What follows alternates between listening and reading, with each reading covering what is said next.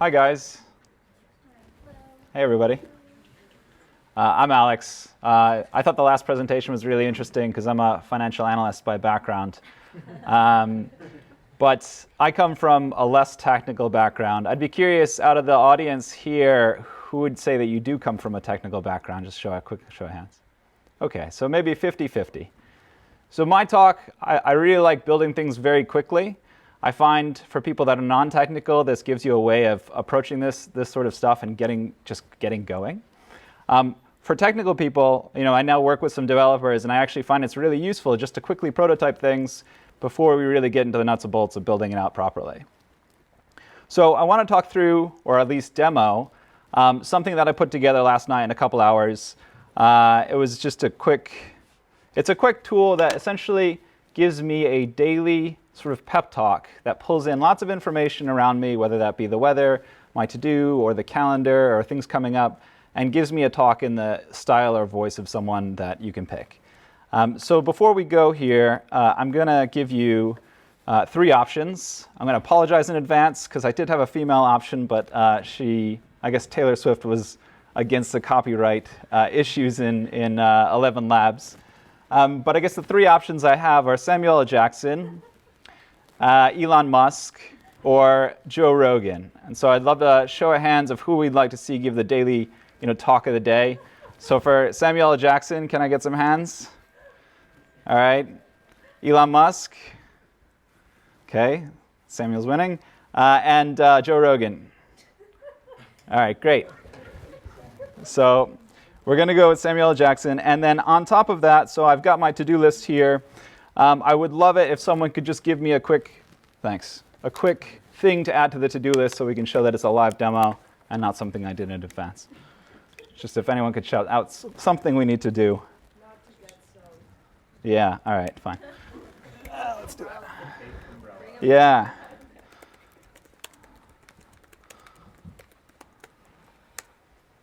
Great. Eat too much pizza. Okay. So now that that's added there, I'm going to flip back here, go to my integration. Let's actually set up here.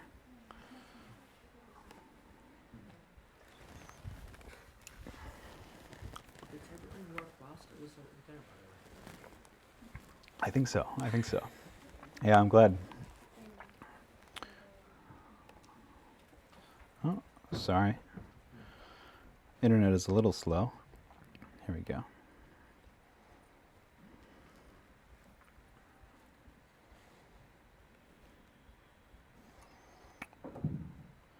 It'll get there eventually.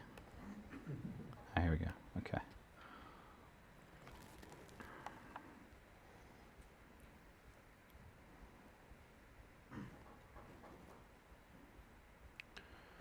Come on, little AI.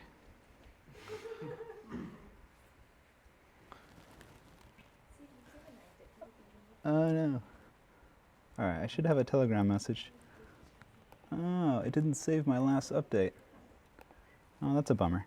Okay, well, I've got one that was set up I just did it earlier today. So. Get up, Alex. Today is Wednesday, April 3rd. Sometimes you need to get knocked down before you can really figure out what your fight is. It's 42.1 degrees Fahrenheit with light rain. It's expected to heavy rain later today with a high of 43.8 and a low of 42.4. Here's what you have on today. 1. Mindstone AI New York, 6 p.m.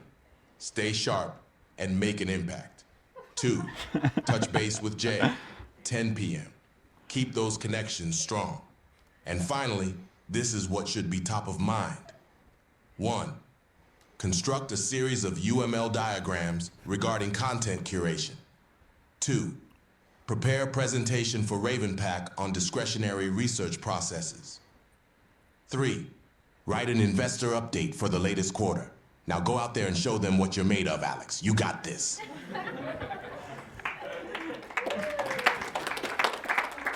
So I guess I wanted to put that together, and I guess the question is, okay, great, we've got this little thing that we can do, and what's the point? I mean, we already have Alexa, right?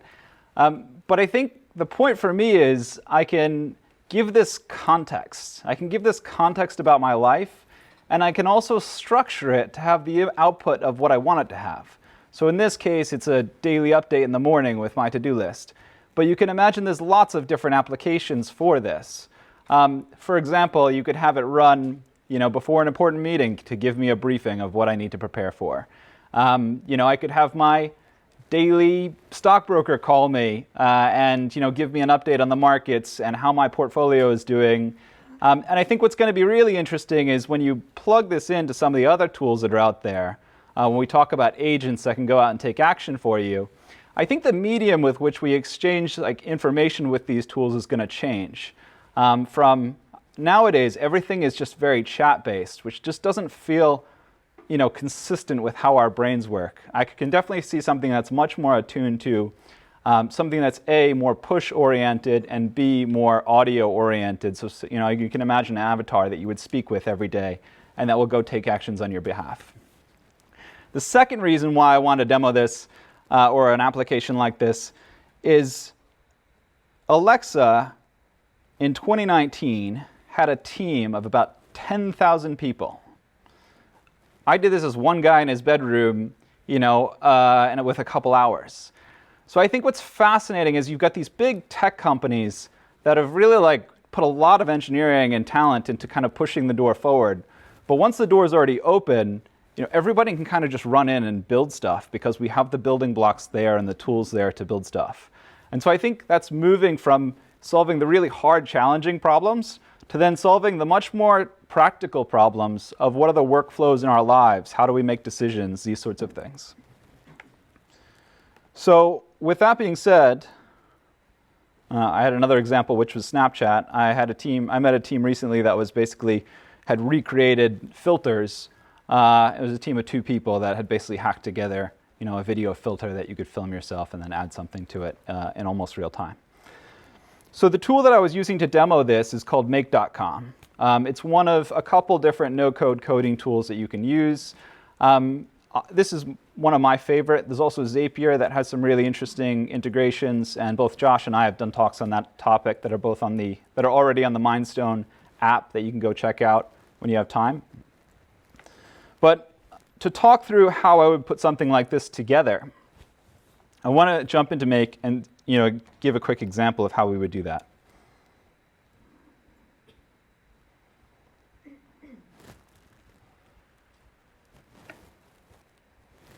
is normally faster, but hotspotting. Yeah, hotspotting off a phone is a little slow. On a UK phone is not fast. Great. So in Make.com, you can basically create modules. So if I click on a module, it's going to give me a selection of many different apps that I can choose from, right? I can choose a trigger of, okay, if I get an email, add a sheet to my Google Sheets or something like that. There's lots of simple things. But I think for me, what's been one of the most interesting things is that you can make HTTP requests directly from a tool like this. Now, an HTTP request gives you the freedom and the flexibility to engage with pretty much any API that's out there in the world. And so you're not necessarily confined just to the tools that are on, or that have direct integrations with the Make platform. So here I'd select Make a Request. I've already gone to this weather API. So this is an API that I've previously set up. Drop in the URL, hit OK. And now that's synced up here. So every time I run that, it's automatically going to go pull the weather information. And it's going to output it in a JSON object. So I'm going to get data here. That's this long data thing that I could basically parse out.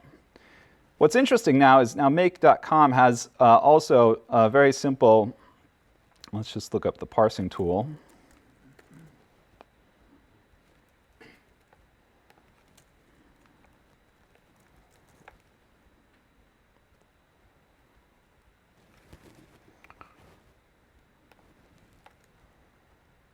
So if I add a parsing module, add this basically the output data that comes from my API call, I can then, if I run this, usually you plug in something else, but now out of this, I can basically pick apart that JSON and I can add another module where I can pick out individual pieces of the output. So I could take any of these numbers and then directly send them somewhere else. So I could send them to my email, I could send them to a sheet, I could send them many different places. for me, this has been a game changer because it's allowed me to build things really quickly. Now, essentially where I've been sending them to is Google Sheets. And so that essentially gets me talking about how or why Google Sheets and why I would use this. So essentially, for me, I do a lot of my prompt engineering within Google Sheets, and I'll talk about that for a couple minutes. Well, before I get into that, I guess the key question is, what's the importance? Like, why do we need to engineer complex prompts to get the things that we want out of these models? And just as a quick demonstration, so what I've done here is I pulled in the information from my to-do list, my calendar, as well as the weather API. And I combined them all into one single prompt. And I simply said, give me a daily brief, in the style of Joe Rogan with this information, right? So no prompt engineering whatsoever. And this is basically what came back. Alex, listen up. Right now the conditions may not be ideal. It's cold, yada, yada, yada. Essentially, yeah, it's kind of cute, but it's a bit nonsense. Like, it doesn't give me the information value I want. It's not clear. It's not direct. It's not to the point. Now, if I add a bunch of things to the prompt, so if I add, how do I want the input? How do I want what's going to basically be the data? And then how do I specifically want the output to be structured? I get something that's much more useful, that when I then pass that to the 11 labs to produce the audio, it produces something that I would actually get some real value out of listening to that. So here, obviously, this is what you've just heard, or it's quite similar. Hey, Alex, get up. Here's a quote. This is the Joe Rogan one. Obviously, we just did Samuel L. Jackson. And it structures it in this way. Now, a lot of people I know are on the lookout or looking for tools that they can manage their prompts in, because it's this new space that we're all playing in. I've tried lots of different things, and I still keep coming back to Google Sheets, as silly as it sounds. I really like it because it allows me to be effectively quite modular. And one, it allows me to be modular in how I put the prompts together, so I can quickly toggle things in and toggle things out, depending on what cells I link to. And then two, I guess for me as being a financial analyst, it's just the world where I've lived in my life, and so it's the place that I can move the most quickly. And so with any good prompt, I basically see that as having three main components. So one component is essentially the instructions I'm giving it, so the background information and what I want the model to do for me. The second part is essentially the data or any incoming data points that I'm giving it that I want to combine into that knowledge store. And then the third bit, which I've talked about, is the output. So to demonstrate, here in the background, I've just obviously have user Alex. I could change this out to any other name. And then I've provided it, a bit of a paragraph about some information about myself, so what I do for a living. And then here I've given it a character limit as well as, and so all these things are basically linking into, a big text string that I've got into this cell. So that basically has my instructions for what I'm looking for. These cells here effectively all automatically update every time I run that automation. So every time I run that automation, new information is coming in, automatically updating every one of these cells. And then lastly, with the output variables, I've essentially got a series of instructions that tell me this is what I want it to look like, in, out, the other thing, and then I again concatenate that into another long text string. And so what that basically comes out to is I end up with this very long prompt that looks something like this, and it's somewhere between 2,000 and 3,000 characters. But it's been built in a modular way, so I can quickly swap things in and out. So for instance, I often use tones. So one of the things I've talked about in the past is when I want to, let's say, send an email, I'll often try to replicate my voice. And the way I found to be most successful to do that is basically just give it a lot of examples of things I've written in the past, and then combine that into one large prompt, and then say, give me a set of guidelines that a language model could follow to sound like me. And then what that does is it gives it a detailed set of, it's basically a detailed thing of 40 different, well, you probably see it over here, but 40 guidelines that maybe sound like my LinkedIn tone. And I'll append that to my prompts when I'll do that. But I've got many other tones that I use here, and I can kind of link them in via a toggle. So whether it be friends and family or sales or these sorts of things. But for this case, we don't need a tone, so I'm just going to toggle this off. And the reason why I like working here is because I can see my prompt, I can see the character length, and then immediately when I'm working, I'll often toggle this off. But I can toggle it on. This is basically going to run a ChatGPT prompt using the prompt. Well, it's going to use the prompt that's in the cell to the left and then run it through. I think this is GPT-4 that it's using, but you can toggle the model and run GPT directly in Google Sheets. So that's essentially the first two steps. So one is HTTP requests and API calls. Two is thoughtful and organized prompt structuring. The third is really, I wanted to show how you can create voices in 11 Labs. And it's actually amazing. It's incredibly easy to do. You can do it with only a couple minutes of audio clip from any individual. So if I go to my 11 Labs account here, and I'll preface this by saying, don't do, if you use someone's voice in an unauthorized way and you get in trouble, I did not tell you to do so, because obviously it's against their policy. But just for demonstration purposes, you wouldn't want to do this for any commercial purpose. If you go to 11 Labs, go Voices, you can go to Voice Lab, and that will give you examples of labs of voices that I've created in the past.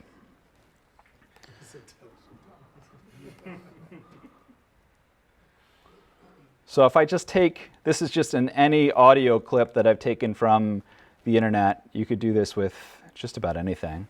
So this is Peter Griffin. Seems like it'd be a great place to work. Right? So I can take this Peter Griffin audio clip, I can download this, come back here, add a voice, instant voice cloning, Peter Griffin. Why don't you clone your voice? I have done that in the past, but I was using Descript for that at the time. I hope I grabbed the right file. Yeah, that looks like today. Oh, that's 4 o'clock. Let me just make sure that download to the right folder. Download. Oh, it's still downloading. That's the problem. The slow internet is killing me.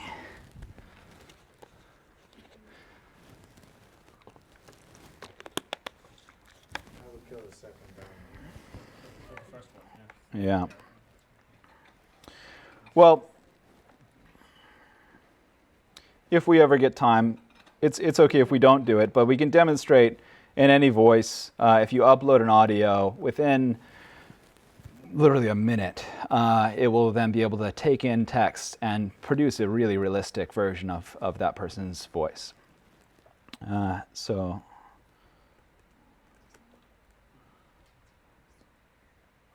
yeah, it's not coming, but that's okay. Is it? I think it's almost there. Peter Griffin is awesome, so yeah, you should definitely wait. So when you download the voice, do you have to sort of, will it like also take into context like the way that they speak, or is it just like if you were to write a text that isn't really in their voice, but will it just read it, or how does it work? Yeah, so you can add up to 25 files per voice. And if you were very specific about it, so for instance, we did Samuel L. Jackson, you could do like angry Samuel L. Jackson from like Pulp Fiction or something.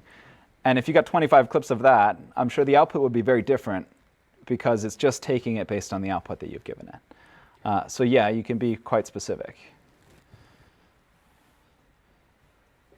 I don't know if it's going to work. Does it say the file's ready? Yeah, but you have to create it now, you have to upload it now, right? So just Oh, yeah, download it. Yeah, that's right. Let's try again.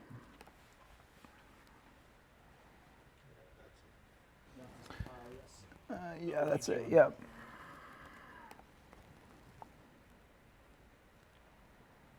Okay, I hereby confirm I have. Now we're going to call this Peter Griffin.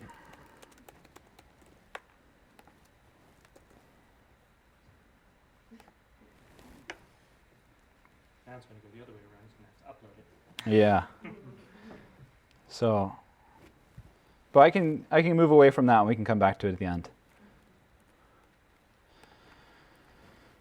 Okay, so that basically covers the three major parts, which was one, input. structuring output. And so then to walk through what the total thing ultimately looks like, this is the example we did before.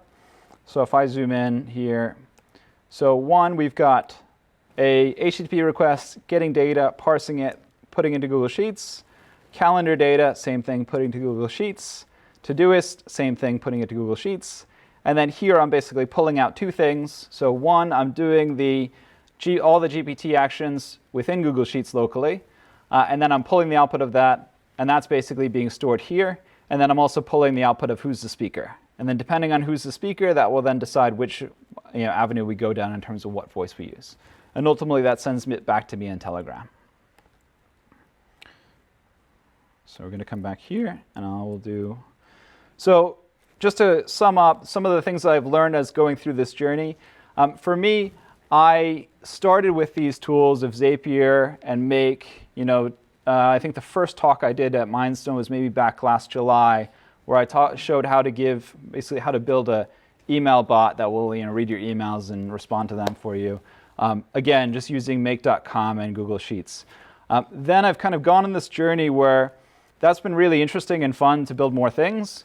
And that's then led me to getting a lot more technical, learning Python, learning JavaScript, learning how to basically build much more integrated systems that are have cloud-hosted databases and all these certain things. But ultimately, out of that, I've just realized that even when you're working with technical people, you just end up running so much slower when you're climbing over these sort of permissioning issues and other issues that you come across in your setup. And I personally just prefer to test first, get something working, and then once it's working, structure it and scale it. And there are some options in the middle. I'm increasingly working with sort of low-code applications, things like Bubble, BuildShip, Flutterflow. All these are great for different purposes. So in conclusion, I just want to say that the big tech companies have kind of pushed the door open. The door is now open, so just go build stuff. And it doesn't matter what your technical skills are. Even if it's just Google Sheets, you can actually build some really interesting things. Secondly, if you are new to this, I would say the most valuable things you can do is one, experiment with a no-code coding tool, Zapier or Make.com. Both are great options. Two, I'd say the highest value thing that I learned to do was basically send GET and POST requests to APIs, because then you take the universe that Make.com and Zapier play in and expand it to a much wider space. And then three, prompt structuring is incredibly important when you actually get into this stuff, and I found it really helpful just to build an ecosystem or an environment where I can really toggle that and play with it. And if you want access to the sheet, happy to share with you. You can follow up with me either on LinkedIn or just chat to me afterwards. So either way is cool. And yeah, if you got questions, feel free. Oh yeah. You're not done yet. Here we go.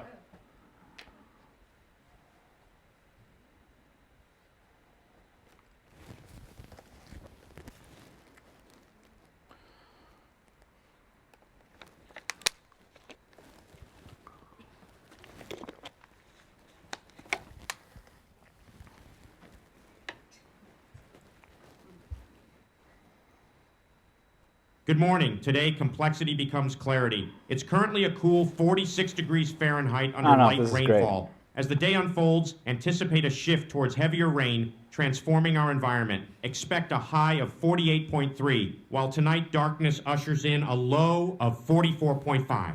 As always, adapt and innovate your plans accordingly. Stay dry and have a remarkable day.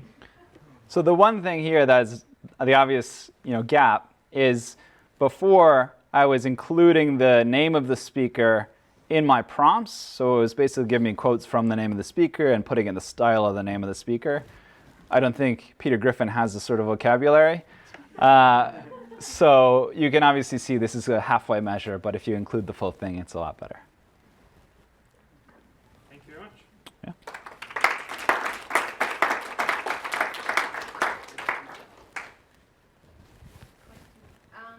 So for somebody who's not technical, I did see that you're trying to parse the JSON files and stuff like that. Like if you're not technical, you don't know what data is and how to extract it.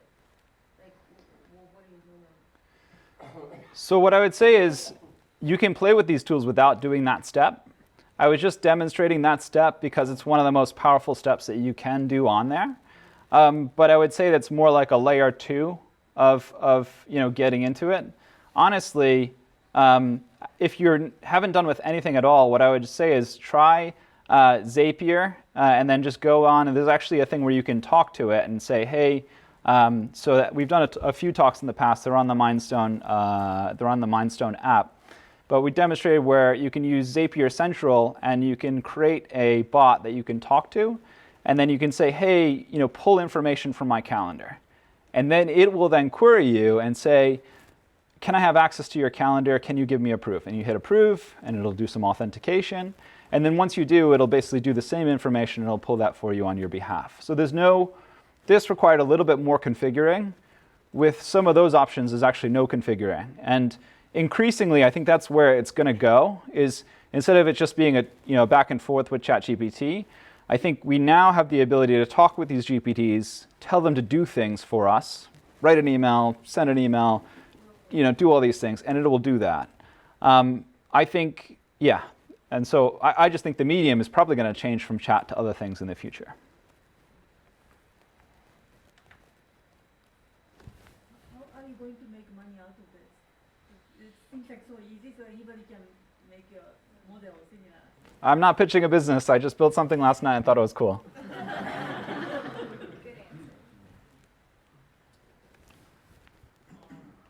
How about if someone isn't in English, like can we upload voices of other languages too to get the same output speech? Yeah, of course. I think someone had done one of either Pablo Escobar or something like that. So you can definitely convert it, and you can convert it in whatever way you want. So yes. It's just translations with ChatGPT are not great. So I don't know if that you're actually like inputting English and then you want to translate it, it's not going to be great. But it has to come from like different language source. Depends on which language you translate to. Translations of ChatGPT when you do English to French, for example, are better than if you do Google Translate, like dramatically better. Yeah. I would say same thing in Chinese. It's very good with Chinese, but it really depends on the language. I know there are people building, much like context specific for much smaller languages, but those are like, you could find a specific tool, have it do the translation, and then have it upload the voice or something like that. Yeah. Yeah, in the back. Do you have information about the price of the pipeline that you built without considering OpenAI? Okay, I pay $20 a month for OpenAI. I pay $11 a month for 11 Labs, and Make.com might be another $8 or $9 a month. So like, this stuff's not expensive. Honestly, I'd say out of all the things that I have in my subscription list, like the last thing I would ever cancel is like OpenAI, because I use it like every day. So I think that the thing here is like the cost of compute's coming down massively. And with some of these businesses, there's obviously, all they're doing is doing some calculations on the bottom end and then charging you a premium for the convenience. But I think that premium, at least for if you're sitting in this room and living in New York, is probably worth it, because it's not a big premium. Unless you're doing some sort of big enterprise application, in which case you shouldn't be using these tools.